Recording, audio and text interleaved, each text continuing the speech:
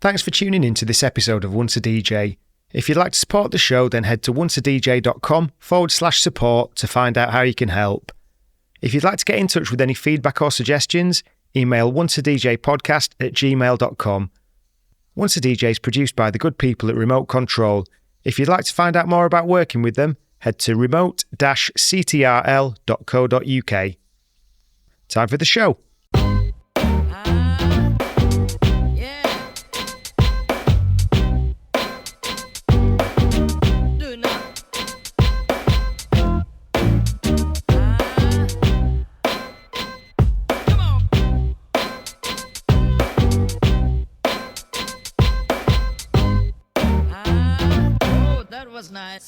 So welcome back to Once a DJ.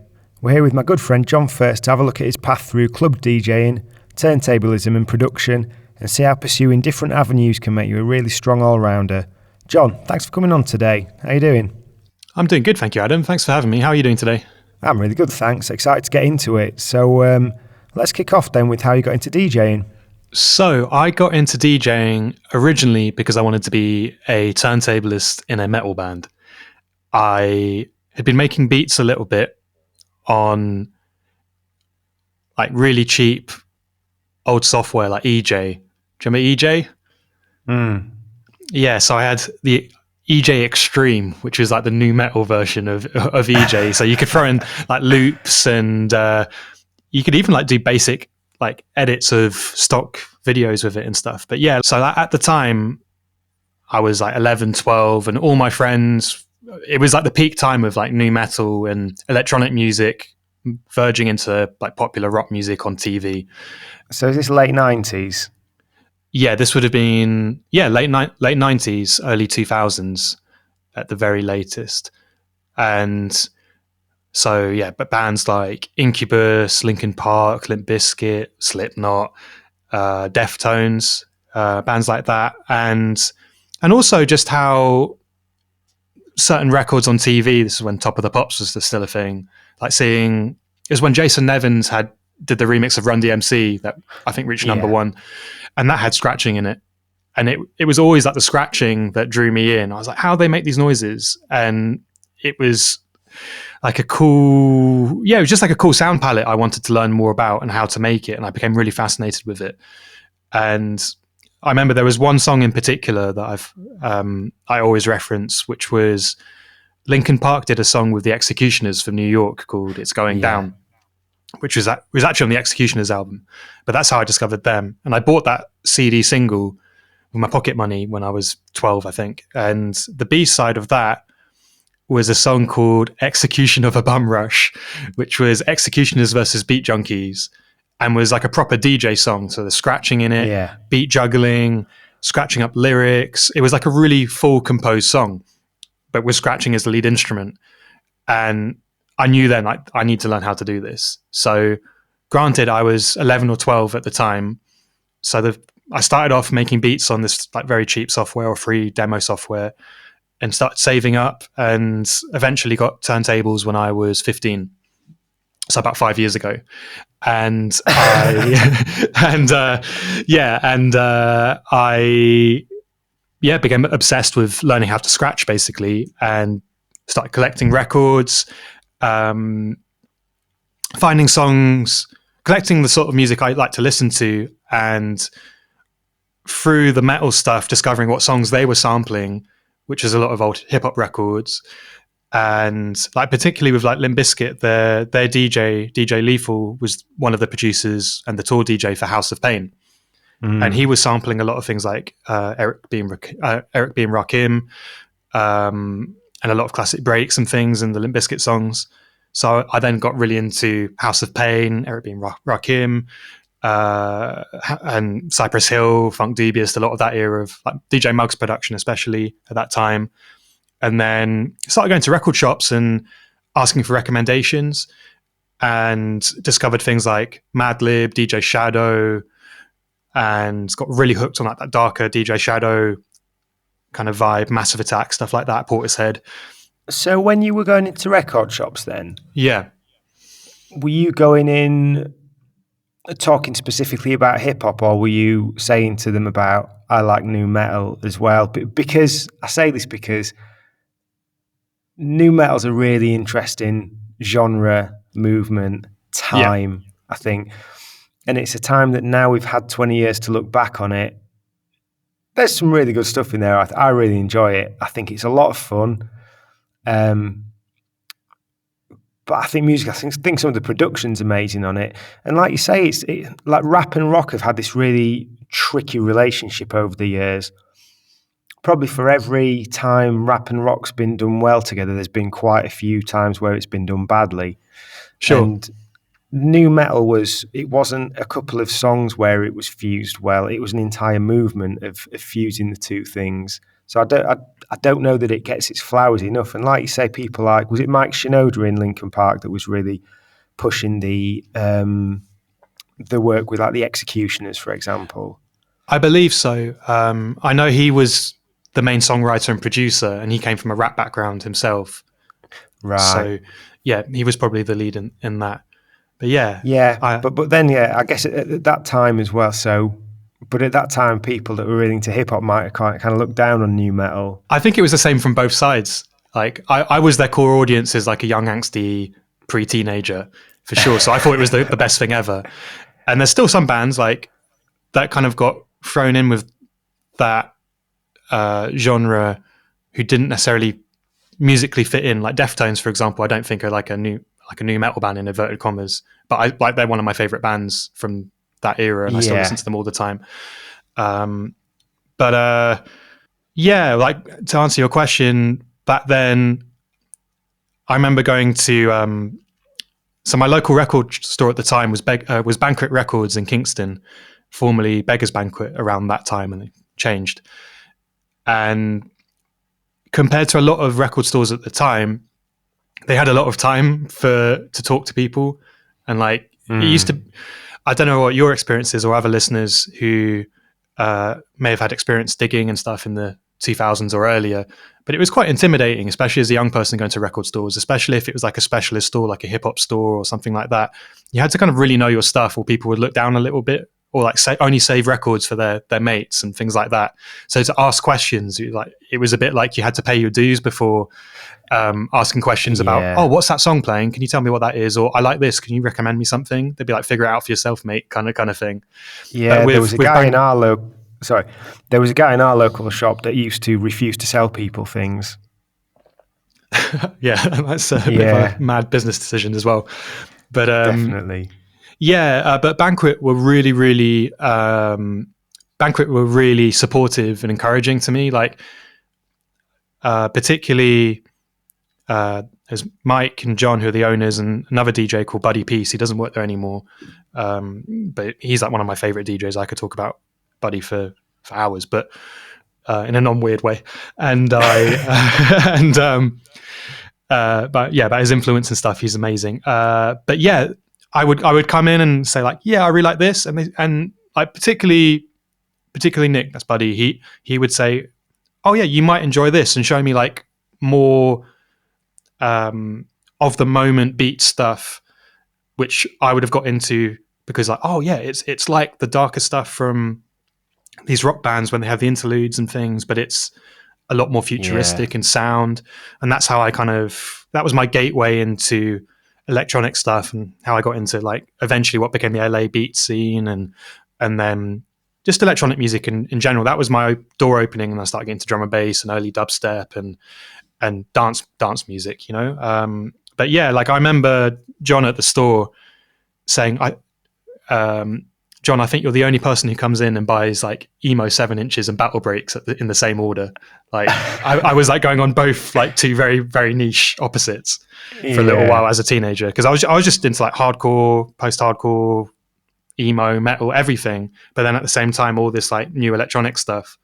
And over time, I kind of left the rock stuff, bar a couple of bands behind, and was just fully into the electronic stuff. And by the time I was at uni, I was like deep in that. And yeah, I started playing out when I was 18 through the record store initially, and then been doing it ever since. It's been. Were your initial sets long? Because just for the listeners, I've kind of grown up knowing Jon from afar and from close at different times. Not too close. But I know quite early on when you started running your own nights at university, and you were doing like 6 and 7 hour sets, weren't you? Yeah, when I was like 18, 19, I was still living near London, and I started playing out regularly with the Banquet guys at their night Braille, which is like a hip hop and funk and beats kind of night.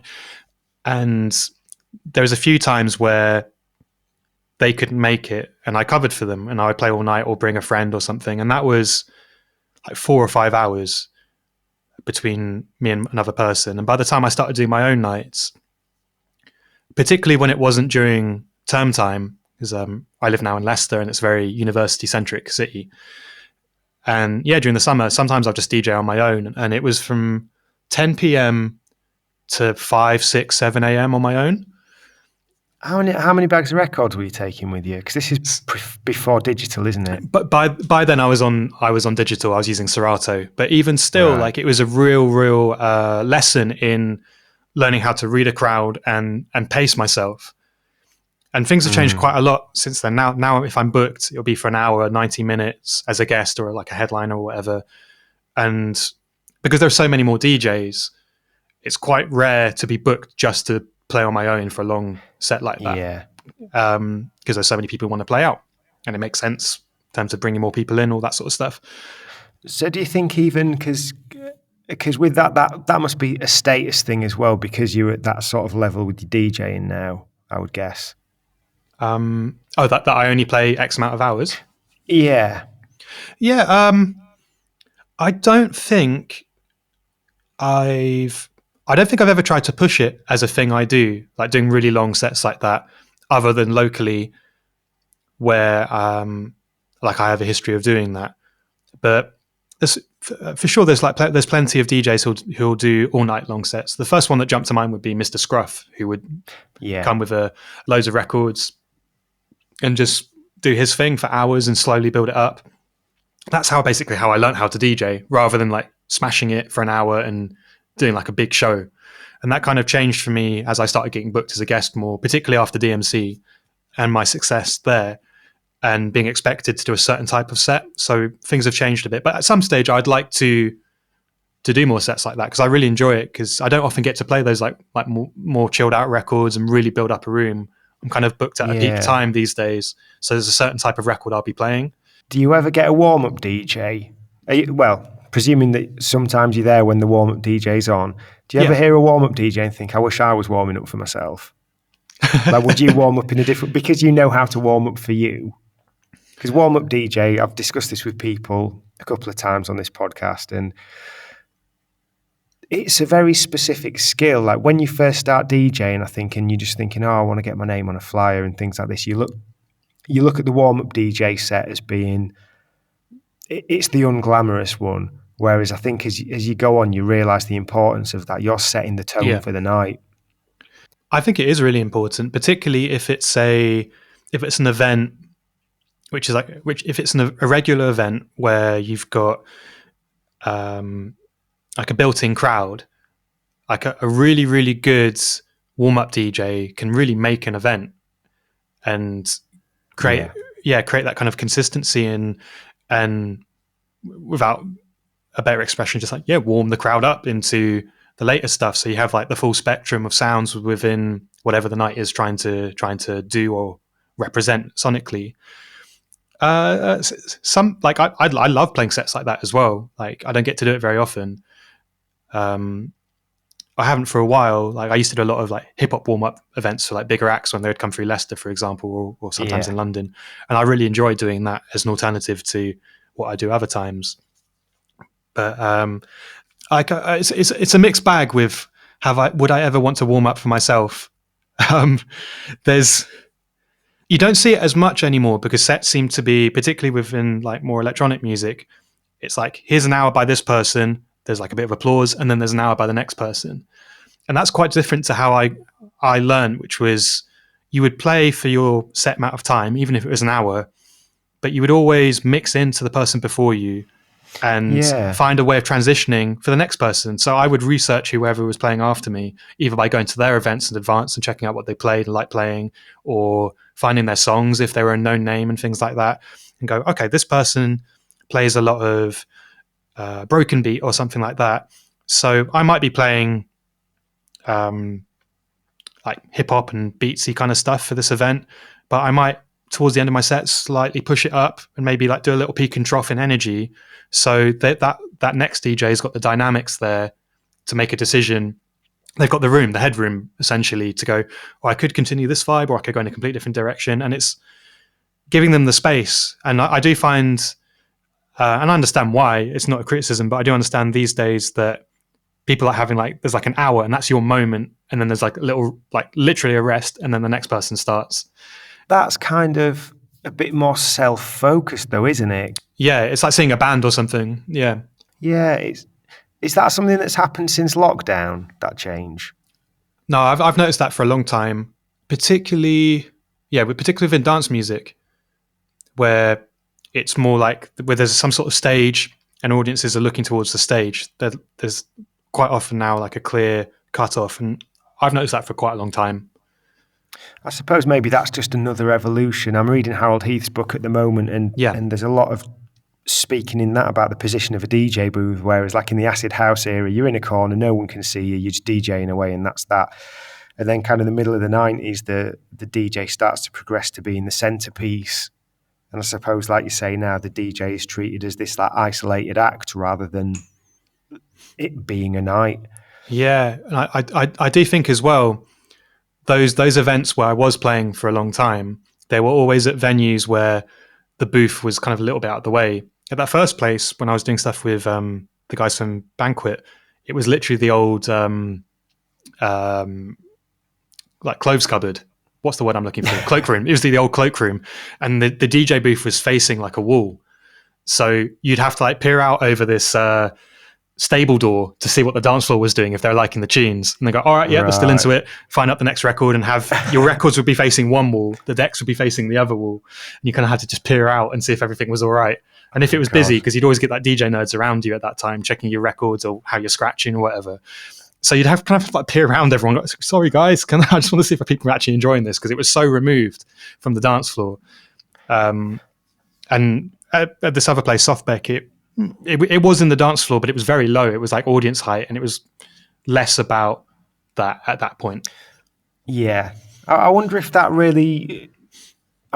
position of the DJ booth has an effect on the crowd as to how they're going to consume the music or consume the experience of your performance. I wonder if you're at their level, they're going to just treat it like, okay, the entertainment is a bit less significant, and we're just going to crack on with our dancing and our socialising. It'd be interesting to know a bit about that. Yeah, I definitely think it plays a big part in the speed of how people are mixing, what sort of music they play.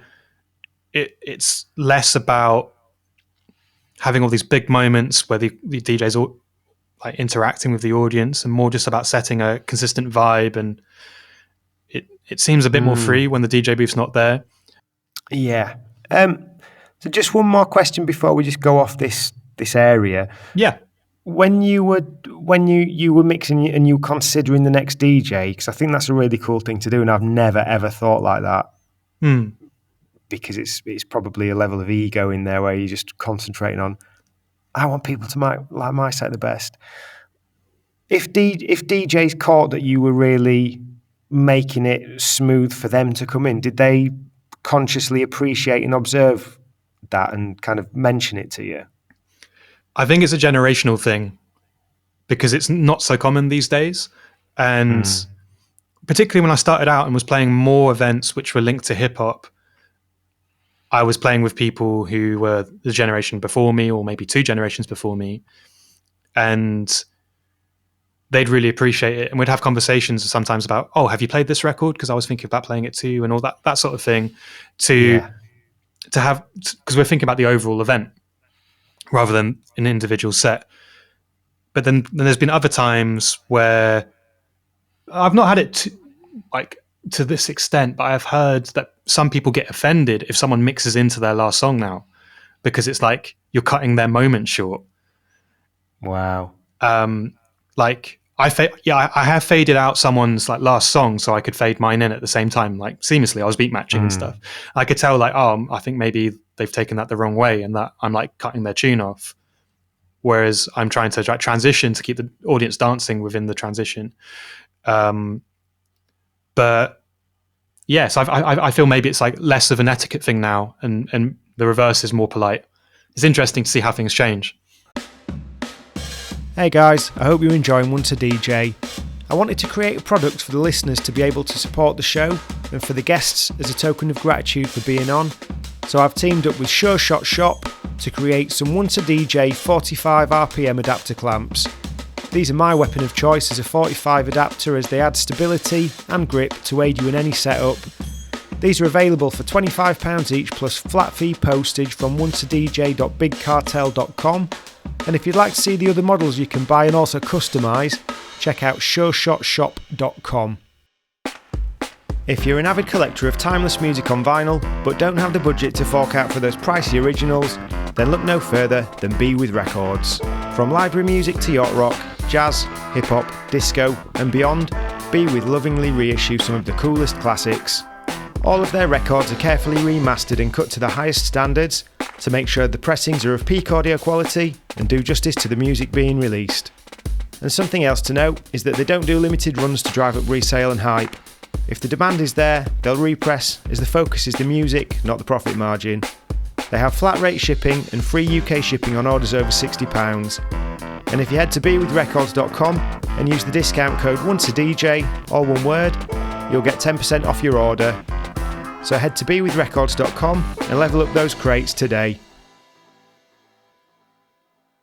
I wonder if the low barrier to entry for DJing now, you know, DJs don't have to pay the dues in the same way to get on a stage or to get in a room and DJ.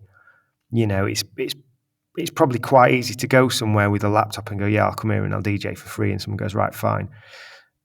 You know, when we were starting out and the people before us, you had to have your equipment, you had to have a load of records, you had to lug things around. There was a lot to it. It was harder to start. And so maybe there was a bit more of a respect then as well. And the ecosystem was just totally different. And maybe because there's not that same challenge involved, maybe it's harder for them to keep ego in check. And it is a bit more, this is about me, rather than, you know, this culture of, as we understand it, it's about a night. Perhaps. Like, it's an interesting topic about the ease of entry now, because it's both sides of things. Like, I think it's awesome that you can DJ off your phone now or on the internet, all sorts of things. Like, the ease of access to a way of DJing has never been cheaper or easier. But I guess on the other side of it, it's going to become a lot more saturated because there's so many more people interested in doing it.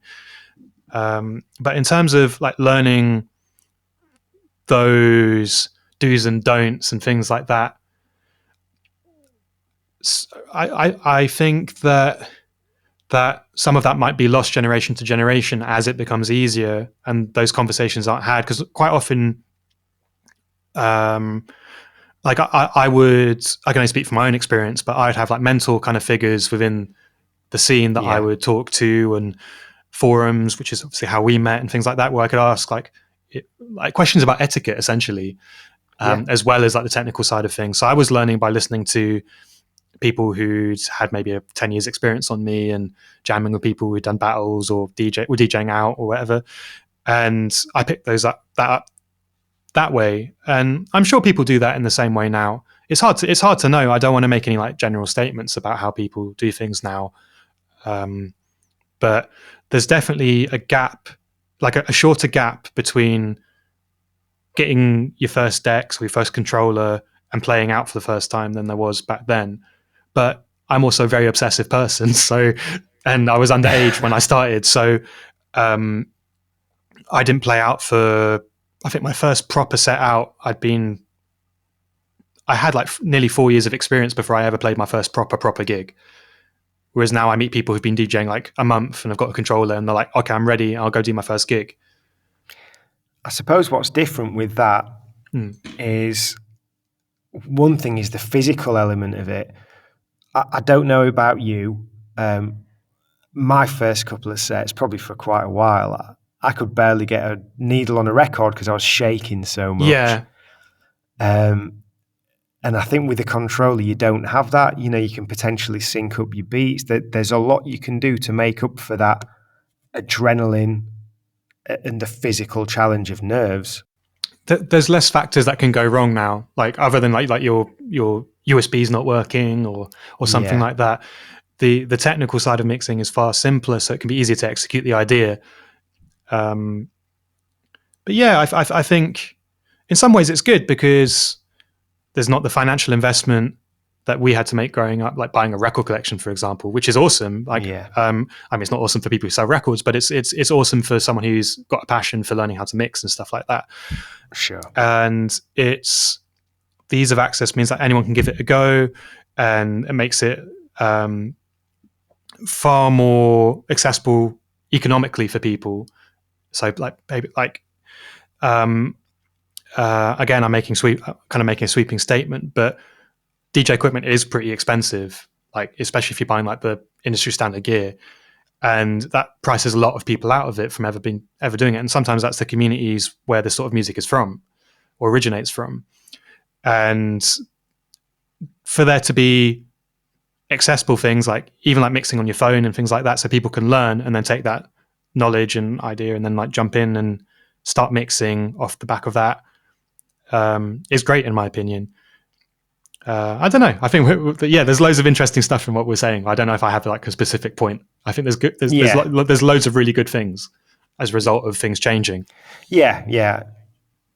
And I think if it's things that enable people to push the envelope in totally different ways, then it's good. You can either take these ways that things become easier and just take them for granted and just sit with that easy life, or you can go, okay, we've got this easy stuff. How can we push on and create a new way to DJ or way to express using the gear? I completely agree. I think as well that there's a conversation about just because, and I'm not implying you're saying this, I'm just in general, there's like a conversation about people have it too easy now, and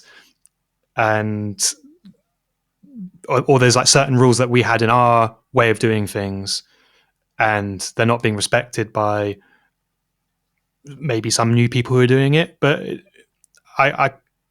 it's always supposed to be like at its roots, like a counterculture experience. Yeah. So things get reinvented, and I think that's inevitable. I've definitely experienced that as a relatively like young person in the battling scene, being really into the idea of using new technology and getting a little bit of pushback from people who would come from like the vinyl only days, because I was using cue points and effects and things like that. And let's just wind it back then. So we've talked quite a bit about your club DJing, and I think it's a really, really important part of your brand and you as a DJ and your USP. So in parallel with the club DJing, you've achieved a lot with scratching and battle DJing. So with that, just before we get into that, am I right in thinking you were a guitarist as well when you were an emo nu metal kid? Very briefly, I played for about a couple of years and then decided that I was going to go all in with beats and scratching and stuff. Were you kind of trying to learn to shred then? That type of, power chords, fast? Yeah, I was playing a lot of metal, and I wanted to be like a hardcore band or something, basically, or a metal band. Yeah, you see, I'm only just thinking about this now and how it relates to your scratching and your style. So we've talked about where you kind of learnt about scratching. How did you develop scratching itself? What was your path in learning that side of DJing? So my path into learning scratching was initially by ear. I didn't know anyone growing up who was into hip hop or like rap or electronic music. Yeah. So I would try and emulate by ear scratches on the records that I knew had scratching in, and then, or like look at the linear notes of records and like try and find copies of like, eBay of the records that are being sampled, and then learn scratches off those and things like that, find the samples. And then eventually I found forums, various DJ forums and turntablist ones, and discovered what battling was. Went to my first ever DMC event. I think that was 2004, 2005. And saw that as like, this is a platform for this sort of stuff. And got really into watching the DVDs and videos. And yeah, like a lot of learning by ear and trial and error. Because this was still pre-YouTube and things like that for tutorials. And yeah, I'd meet up with people I knew were in London from the forums who were I'm really grateful, were happy to hang out with me as like a younger person and showing me stuff, and we'd have jams and things like that. And I just practiced a lot, like in my school holidays, basically, and just like kept at it. Like I kind of took every opportunity I could. Like I played in some bands when I was studying music for a year. I did my first like proper live show with my friend Button Basher when I was 19. That was just jumping into learning Ableton and stuff as well. It was really just like any chance I can try and use this as an instrument with what I've learned already. I wasn't very good at that point, but just knowing what I could, like trying to implement stuff and just being really keen and practicing as much as I could. And then the actual battle stuff properly I started in my final year of uni. I did a few before, but a friend of mine was organizing a local DMC.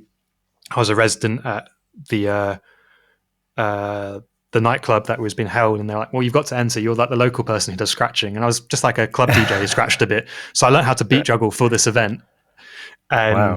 and I won and got to the UK final, and I thought, well, that was fun. And I didn't place, but it was fun. I met the executioners, like the guys I mentioned earlier, and I was like, oh, that was a really fun experience. Just wind it back, sorry. You learnt to DJ for the local DMC heat. I learned how to beat juggle for it. Learned to beat juggle for the DMC heat, and you won. You must have picked it up pretty quickly then. It was very basic. Like, I've taken that one off my YouTube for sure. but I'd been, by the time I won, I'd been juggling for like 2 and a bit years. When I won the online competition in 2013. Yeah. But I was just very focused with my learning in terms of trying to learn specific things. And at that point, like I didn't really know anything like super technical by the time I won. Like I don't think I could do flare scratching at that point. I was just doing like very old school scratches fast, and I had an idea of like composition and using effects and things that I learned from club DJing, and was just trying to implement all these ideas and really compose it. And I think that was what like kind of set me apart at that time compared to more people with a lot more technical experience. And that kind of came later for me. Yeah, I think this is the bit where I'll give you your flowers, because I don't know if I've said this to you before, but I really kind of compare, I think, because I used to play guitar, and I kind of compare certain guitarists to turntablists. So for me, like Mixed Master Mike's a bit like a Jimi Hendrix, or maybe a Frank Zappa. Zappa probably more as a composer, because he's just so out there. Yeah. But I think for you make me think of Tom Morello. I'll happily take that, just because Tom Morello's awesome. Well, yeah, take it. And the thing for that is, I don't know if you've ever thought about it like this. I'd imagine there's a good chance you have, but the way that you don't use a turntable and a mixer in a way that they're kind of separate things. You use it all together. You really play the mixer as an instrument, and the way you use effects and things like that. I think it's like Tom Morello. He's technically gifted, but he also uses the guitar, finds very different ways to make sounds and to play with it. So yeah, that's it. Kind of makes sense with you learning guitar at the age that you did. So yeah, I don't know if you ever thought about it like that before. It's a very different style. When I saw your DMC, I'd probably not seen much of your stuff for a little while then. And just how it all came together and it all worked, I was absolutely blown away by it, because it's like you're like playing the mixer. And it's just a really fresh, different way of DJing, I think.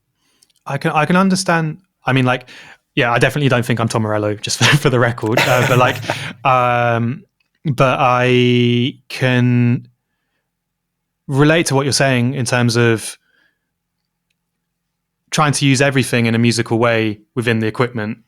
Like, yeah, like I think there was one person who did it before me, but using to my knowledge, I don't think anyone had done it in a battle, was using the echo as a loop pedal on that particular mixer I was using. Right. And making a song using the mixer. And people have gone off to do like really crazy things with that, far surpassed what I did in that battle. But like at the time I was like thinking about, how can I use that in different ways and make a routine just around the mixer doing this one thing? Or because one, it was just really exciting. It was like these new ways to make sound and push what is a very limited instrument in a really cool way, but like it's a very limited instrument, and see what other things you can get out of these new like little like drops of technology that were emerging around that time, which was like 10, 12 years ago. And being able to use them in that context, which was always quite like headsy, or always has been very headsy and traditional. Yeah. So when you won that DMC competition, that was 2013, wasn't it? Yeah. Did that kind of really give you a new level of exposure, and did that open the doors to like a massive range of opportunities? It really did, and I was really blown away by it. I was not expecting it. I was not happy with the entry I did for that competition. Like I almost didn't submit it because I couldn't get it exactly how I wanted, and I handed it in late and all sorts, because I was just like, I've blown my chances. What could have been, But I begrudgingly uploaded it and then like posted it on a few things online to go, here's my thing, check it out if you want to. It's what it is. And like, and I woke up and it had got more views overnight than anything I'd ever done combined. Like prior to that, in like I don't know, 4 or 5 years I've been posting stuff. And like, I'm not going to name drop people, but people from America and the UK that I like really, really respected. Like one of the people on that record that I mentioned earlier, like one of those guys shared it. And even before like I won the battle, I got a booking agent. The video had essentially gone viral within that scene, and I was starting to get bookings around Europe. I'd never played outside of the UK at that point. And so this was all in between uploading it and the decision of the competition? Yeah. So what window of time is that? How long is that between the upload and the decision? It was like 2 or 3 weeks. Oh, wow. Yeah. Like people I played for before had seen it and then gave me opportunities. Like, I got... because I remember it happened before I'd gone to the DMC World in September.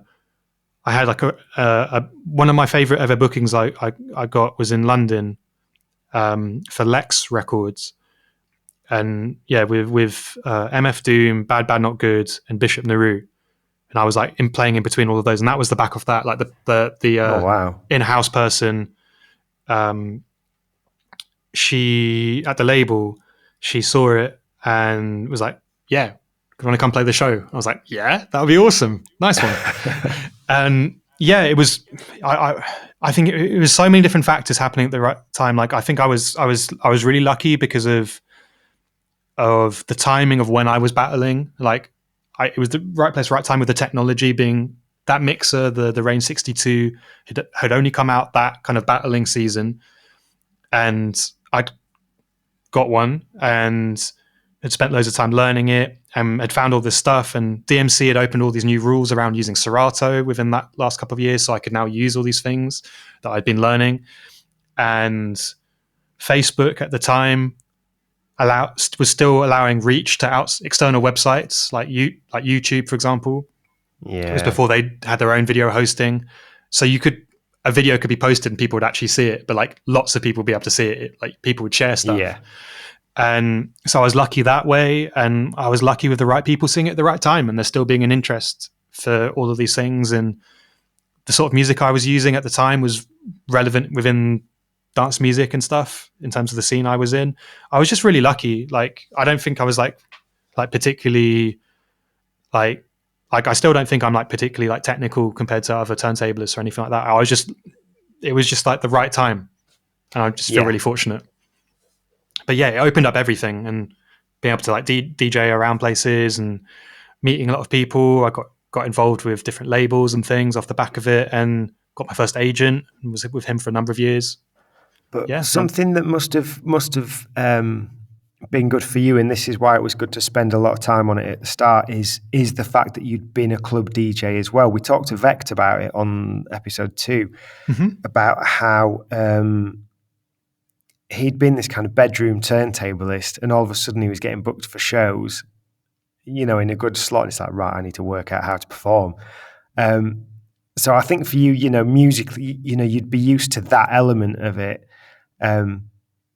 which a lot of DJs, I think a lot of battle DJs probably from around the mid 2000s onwards were probably super bedroom. Right. So that's probably another thing that you had in your arsenal as well in terms of having a career as a DJ overall. When you started getting those bookings, was there any kind of nervousness around, I've got to be this different DJ now because I've got this title? There was a little bit. There are a few things going on in my head. There was, what sort of music are people going to expect versus what music do I consistently play? Because like you said, like I'd been putting on club nights, pushing like the more left field side of beats and dubstep and juke and footwork music and all that hybrid stuff that was going on at that point in time. And I've been doing that consistently for years. And it's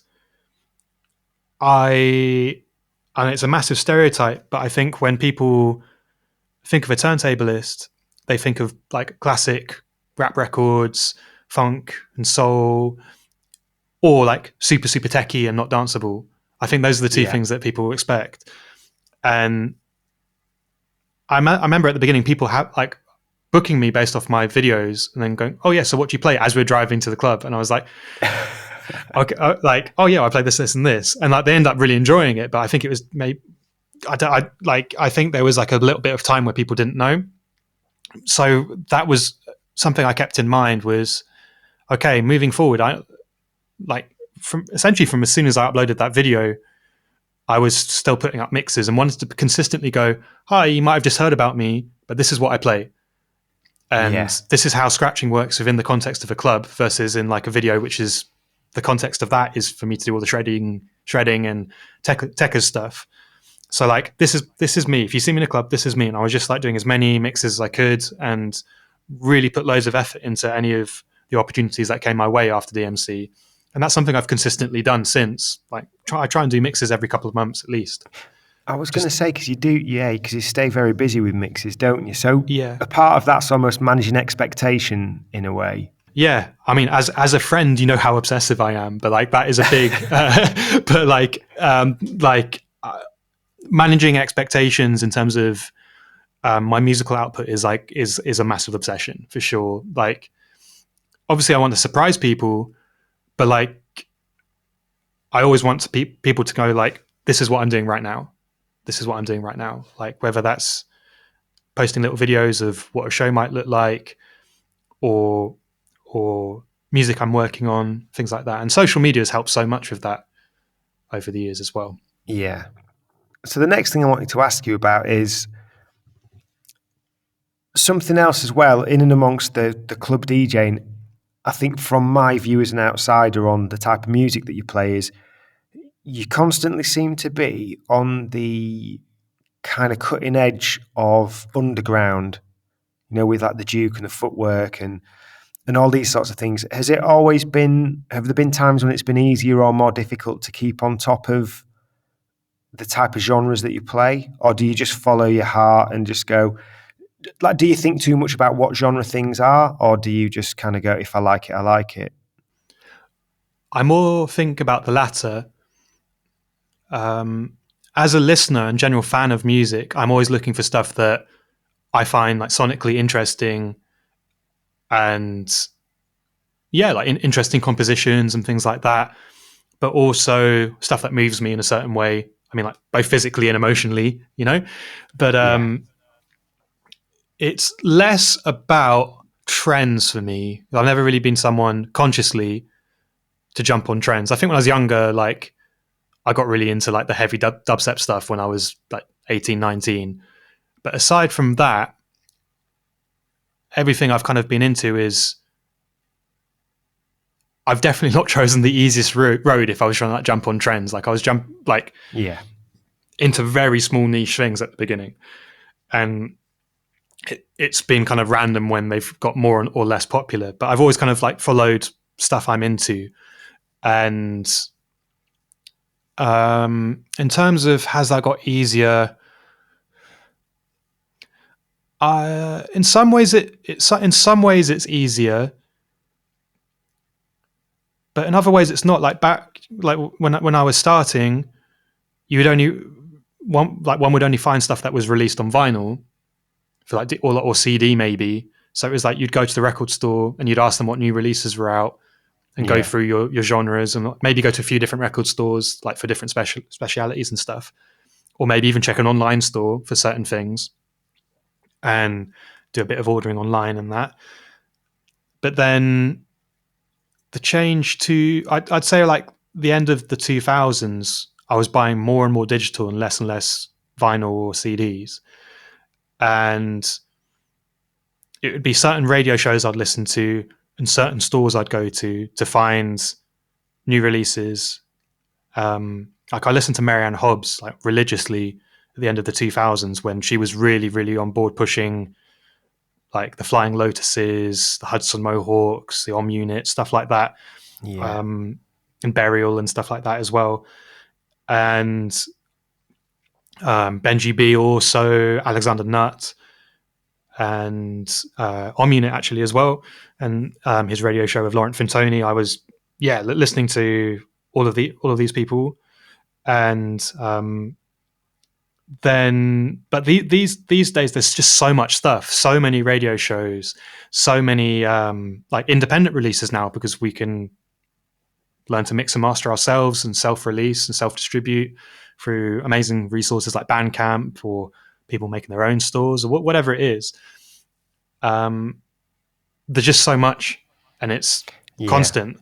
So I find it a bit harder to keep on track of everything, but I set aside time every week to be digging for stuff, but it feels like there's never enough time, which is really exciting. And that's as someone who does this like full time. Like I'm either making things or trying to find out about what other things are being made, so I can stay on top of stuff. And just because but mainly because I just love it and love seeing how things develop and the conversation between different producers. Yeah. And that happens a lot quicker now than it used to because of the internet, and also because how many people are doing it and how long people have been doing it and all that sort of stuff. Yeah. Hey guys, I hope you're enjoying One2 DJ. I wanted to create a product for the listeners to be able to support the show and for the guests as a token of gratitude for being on. So I've teamed up with Sure Shot Shop to create some One2 DJ 45 RPM adapter clamps. These are my weapon of choice as a 45 adapter, as they add stability and grip to aid you in any setup. These are available for £25 each plus flat fee postage from one2dj.bigcartel.com. And if you'd like to see the other models you can buy and also customise, check out sureshotshop.com. If you're an avid collector of timeless music on vinyl but don't have the budget to fork out for those pricey originals, then look no further than Be With Records. From library music to yacht rock, jazz, hip-hop, disco and beyond, Be With lovingly reissue some of the coolest classics. All of their records are carefully remastered and cut to the highest standards, to make sure the pressings are of peak audio quality and do justice to the music being released. And something else to note is that they don't do limited runs to drive up resale and hype. If the demand is there, they'll repress, as the focus is the music, not the profit margin. They have flat rate shipping and free UK shipping on orders over £60. And if you head to bewithrecords.com and use the discount code onceadj, all one word, you'll get 10% off your order. So head to bewithrecords.com and level up those crates today. So you've done a lot of production as well, and a lot of partnership production. Mm-hmm. How did that all start? Like initially, like I mentioned earlier, I got into very simple production with like arranging loops and stuff with EJ before I got my first set of decks, but I stopped for a long time. And I produced a little bit before uni with my friend Button Basher, which was more like making edits, and then we made a live show based around all these edits. But I didn't really produce very much again until after DMC. Like I could use Ableton and was making like small things, but nothing like a proper record kind of thing. I just felt overwhelmed by it, a bit of like imposter syndrome almost in terms of doing it.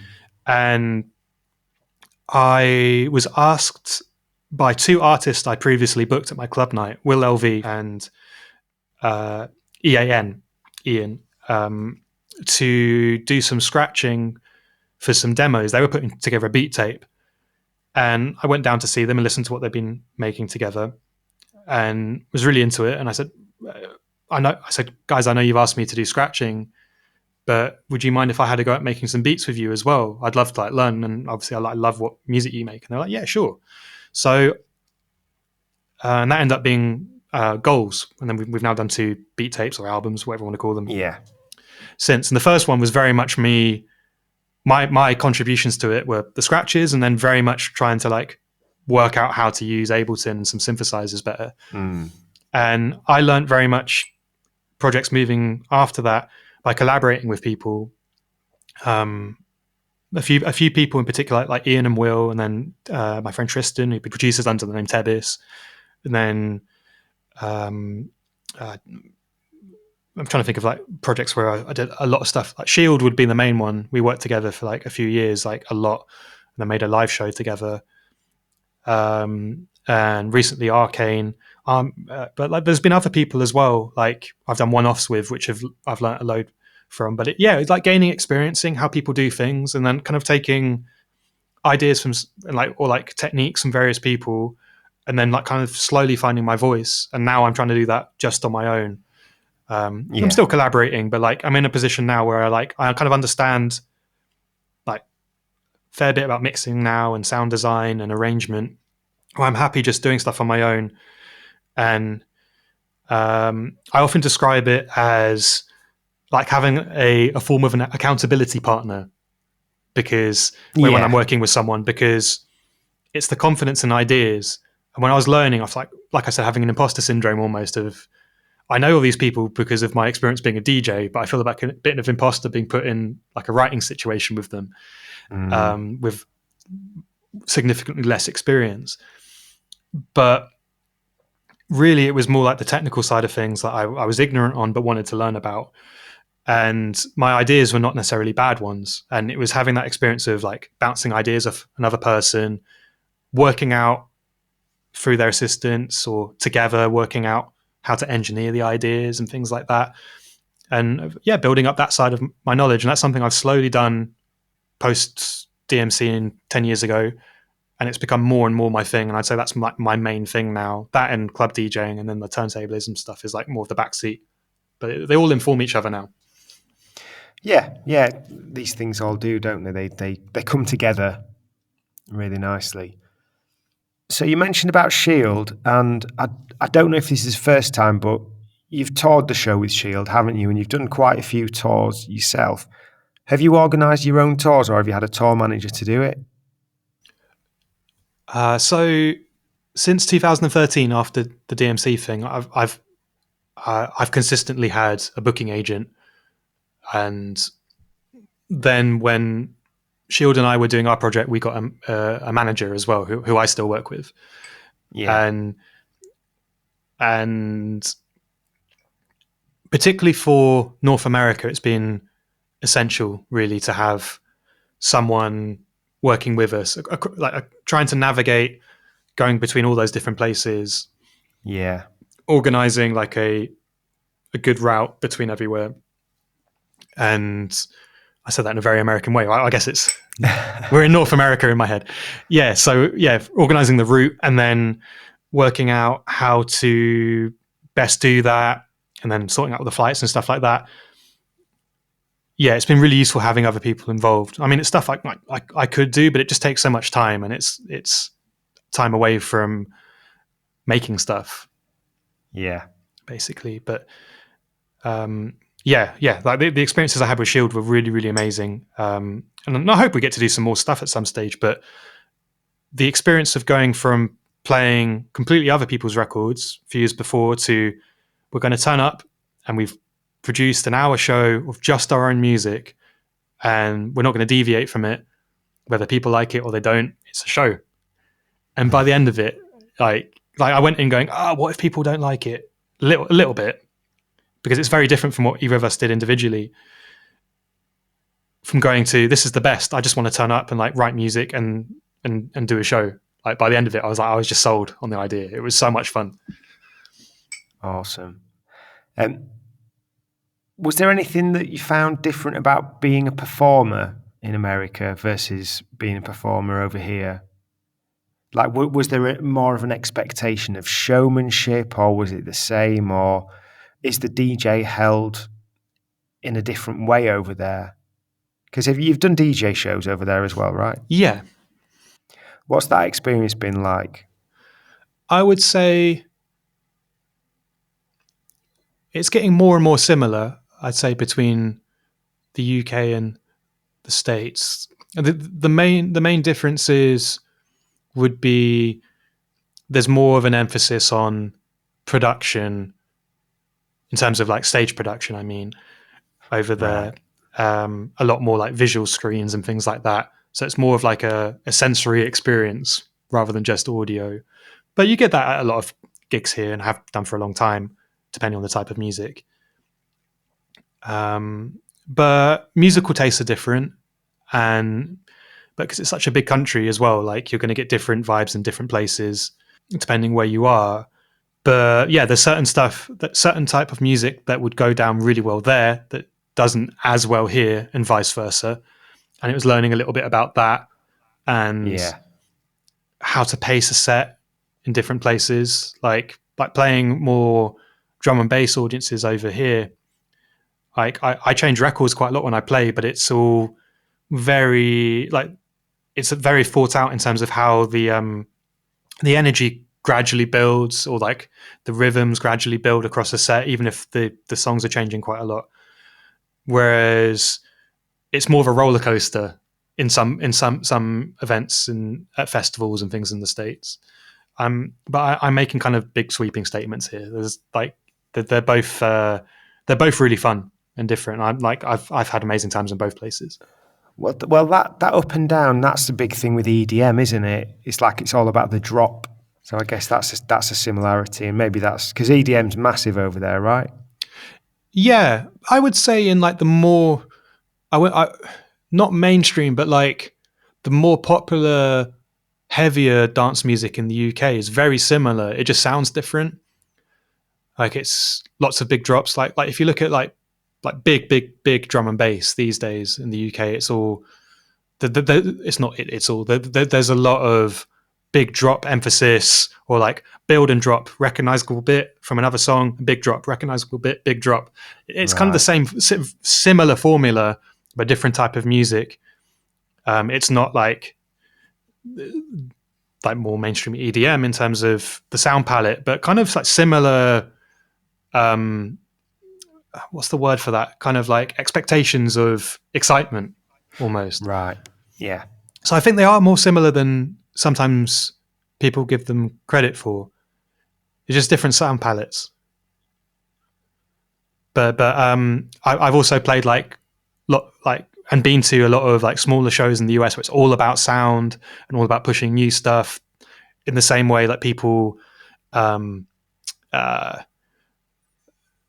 speak so fondly about basement shows like Plastic People and things like that, and Forward over here in the UK. There's plenty of events like that in the US too. It's just finding those gems, if that's the headsy experience one's looking for. Yeah. Okay, I don't know if you'll have an answer for this one, but I'm just wondering what's your favourite gig you've ever done and why, if you've got one? Ooh. I would say the first time I did a live show with Button Basher when I was like 19, because there's a lot of sentimental value for me there. It was like first time like really clicking with someone, making electronic music together, and like putting ourselves out there to do something that was kind of unexpected for the events we were playing at. Right. Like taking a risk basically. Yeah. And then it working, but also like feeling like, like this is like a proper union with someone who we're on the same we're on the same wavelength, and it makes a lot of sense. And like I feel like a proper connection with someone musically. So I'd say that one. I'd say the similar with Shield for similar reasons of, we took a massive risk and we worked on a project for a year or so together before showing anyone. And I think we put out a video or 2 videos and managed to book a tour of it without people seeing what the actual full product was going to be. And that could have gone spectacularly not well, but it fortunately did. And again, luck of being in the right place and stuff. Like we played a festival and it turned into a load of bookings off the back of that. And again, it was just right place, right time. And on my own, it was an event I played at, but it was more about other acts that played. I used to be a resident at an event in Birmingham called Under the Counter, and the guys booked Africa High Tech, which is Steve Spacek and Mark Pritchard, and they did a show with Mark DJing and Steve singing and doing effects and playing some synth over the top. And I can remember the lights coming up and Steve singing this beautiful soulful voice, and Mark's playing all this like beautiful ambient crazy jungle. And that was like a huge moment, I think. And I've got plenty of like going to gig moments like that as well. And a few moments where I've had, this is going to sound like proper like DJ ego mode, but like where I've got completely lost in things, where I've kind of had to shake myself and almost have like an out of body experience. Going, is this actually real? I'm getting like I'm in a foreign country playing pretty bizarre niche dance music, and people are enjoying it, and I've been paid to be here, and it just doesn't feel real, and I snap out of it and go like, oh yeah, I've got a job to do, I better do it. I've had that a few times of going like, this is mad, this is happening, and like this is all I've ever wanted to do since I was like little, and it's in this moment this like kind of dream is happening and stuff like stuff like that is really it's nuts. I just think just the moments where you have, like, I know one that I had, and it's that thing where you just, for me, what I think about with that is when I just felt on top of the world, and you just feel like you're just absolutely killing it, and you're just in this moment, everyone's loving it, the vibe's there. So you've kind of answered that with that last one. Yeah, it's the perfect union of it. It's the perfect union of everything, and then just like feeling really grateful, but also like it doesn't feel real. Yeah. But it's really nice that for you, the things that hold value as well are those places where there's the real click with people. Yeah. That's really, really nice. So just for one last question then, Jon, if there's one kind of killer piece of advice you would give anyone who's looking to start DJing, what would it be? Yeah, if I was starting now, it's easy to get lost in what other people are doing, particularly social media now. And the biggest lesson I think I've learned, and something that's served me well over the years, is playing the long game and really sticking to what it is you enjoy. And it's longer because like, if you're doing something that's really popular and trendy at the moment, there's more people doing it, so it's easier to find work or like opportunities. or maybe conversely, it might actually be trickier because there's more people trying to do the same thing. But if you've got like a specific thing you want to do and you don't see it represented, or you don't see, or someone represented doing what it is you do, or from your background or something like that, it's creating your own event or your own sound if you're a producer, and taking your time with it and just like making something that is important to you, because the other stuff will come. Like with practice, like your mixes will get better and whatever it is, and people will notice because you're finding an individual voice for yourself. Like for me, like I'm not the most technical scratch DJ, but I found a style by exploring things that are really important to me. And same with DJing. At the time, there weren't that many people playing that sort of music. And going out on a limb and like get confusing some people, but then other people getting into it, and you kind of just like find your tribe, I guess, by doing your thing. And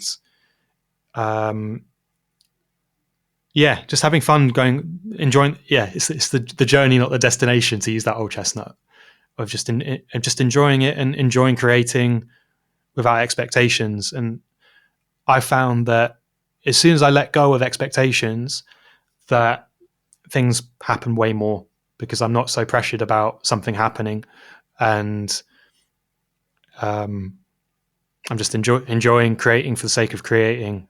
And that's pretty much often when the most results happen, ironically. No, I think you nailed it there, because not having expectations means that you're more likely to make decisions for the right reasons, I think. Yeah, and it's also said with like no judgment for making decisions based on business. I make some decisions based on business, like depending on how often I make a mix, for example, or like how many videos to post that week, all that sort of stuff. But like the core thing being taking my time and being consistent as well. That'll be the other thing, of like practicing as much as you can, or whether that's writing or mixing or scratching, whatever it is you want to do, and enjoying the process of like finding a sound that's yours with one of those things, and just enjoying the ride basically, and everything kind of like falls into place eventually. And where can people find you on socials, Jon? So I'm on Instagram at Jon1st, Jon1st. That's probably where I'm most active. YouTube as well. Like I have a big archive of stuff on there. Mixcloud, there's at least 100 mixes from last 10 or so years on there. And are these all /Jon1st? I'm at Jon1st on most social media basically. And there's beats, mixes, YouTube videos, everything really. Awesome. It's been interesting to analyse the past 25 years of your life like this. Very different to the usual catch-up chats. But yeah, thanks a lot for embracing it, and I'll speak to you soon. Thanks, Adam, and thanks everyone for listening. Thanks for tuning in to this episode of Once a DJ.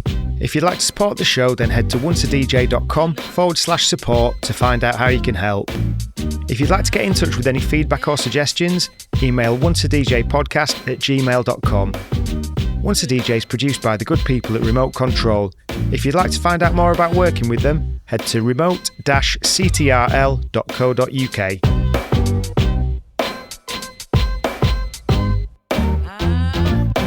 Was nice.